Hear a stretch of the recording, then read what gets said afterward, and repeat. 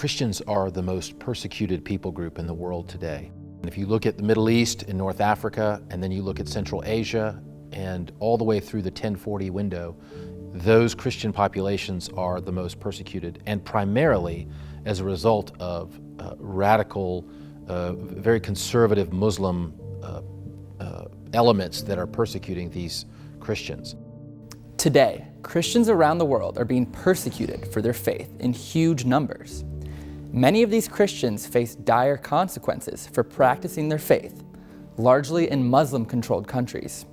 When you look at countries like Indonesia, the largest Muslim country in the world, and the minority Christian population that exists in Indonesia, and then you look at China and what they're doing to Christian pastors and churches and the closing down of churches, and then you look through all of Central Asia, through Afghanistan, Iran, Tajikistan, Christians that are minorities in those parts of the world are oftentimes, they are the most persecuted people group in that area.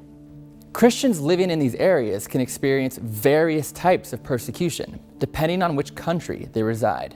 In some countries, you would have state persecution by an Islamic state or an Islamic emirate that is persecuting these people. But then also you have familial persecution. You have persecution coming from family members. So when someone converts from Islam to Christianity, they oftentimes experience what we call civic death.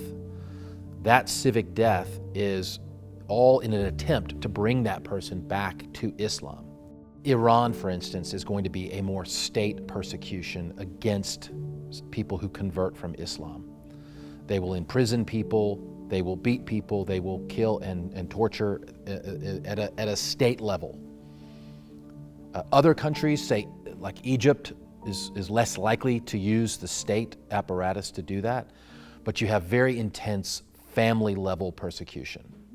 Every day we get new reports from other countries of what is happening to Christians. For example, in China. China is confiscating churches, throwing pastors in jail. They're turning churches into cultural centers in which they become indoctrination centers into Xi Jinping's form of communism. In Pakistan, we see young girls, Christian girls, being abducted and then forcibly married off to older Muslim men.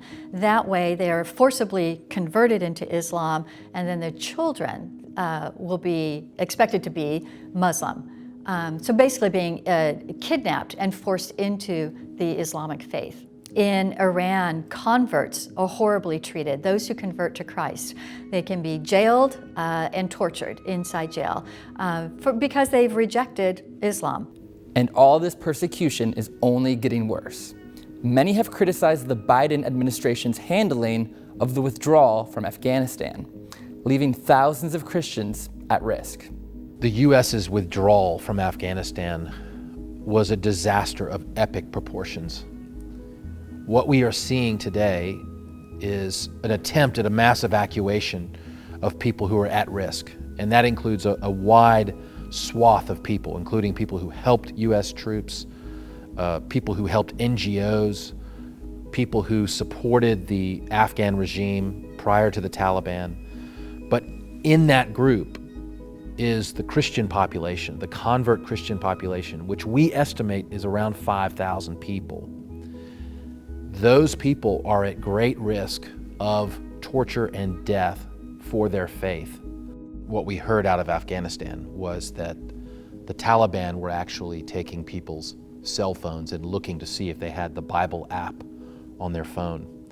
And they were supposedly killing people who they found had that Bible app on their phone.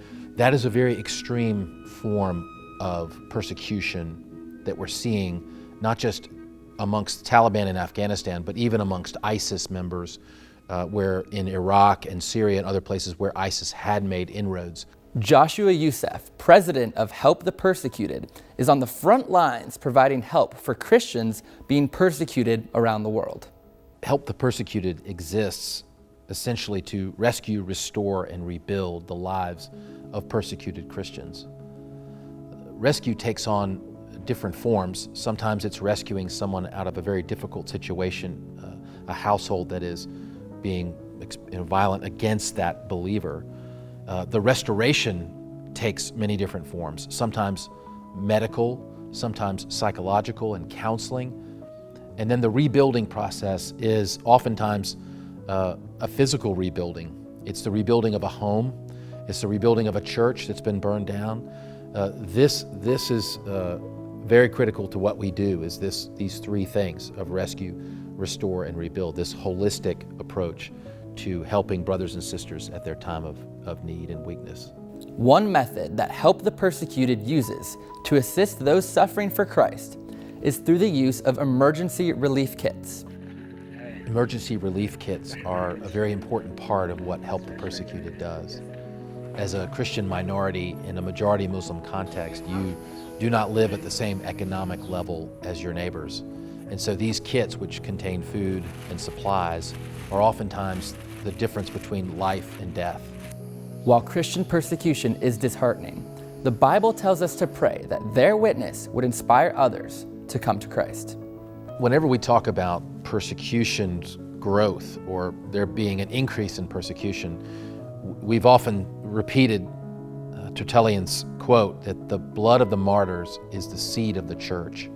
So when the church is persecuted in the Middle East, in North Africa, or anywhere, we begin to see more growth of the church. People are waking up to the reality and they're asking the very hard questions that lead them to the truth. We definitely need to pray for our brothers and sisters around the world who are suffering, but let's pray that their faith sustains them, that they have the peace of Jesus Christ and the joy that exudes from them to share with others so that they too will come to know Jesus. The persecuted church is at a critical point in the fact that they're suffering at this, in this juncture of time. But oftentimes I think, and I've said this to our team, who's helping who? Because in many ways, their perseverance, the persecuted church's perseverance under pressure, is such an encouragement to the church in the West.